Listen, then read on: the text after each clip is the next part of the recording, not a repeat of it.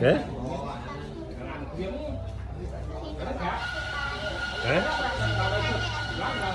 Nâng.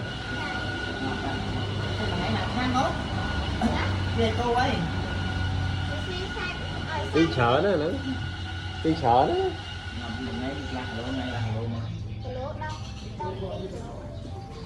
Anh đang xin ngày mà anh. Xin chợ đó thôi nó tôi sao?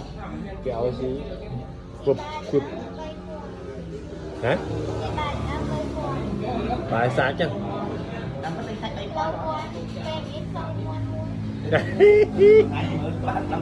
Chứ một cái trắng má một cái khăn á một đi một cái đực cha mến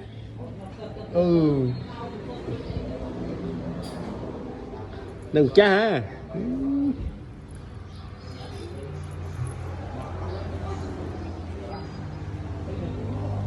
hả mò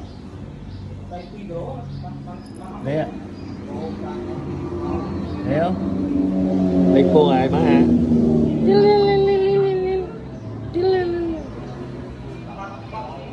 lấy cô ai má hả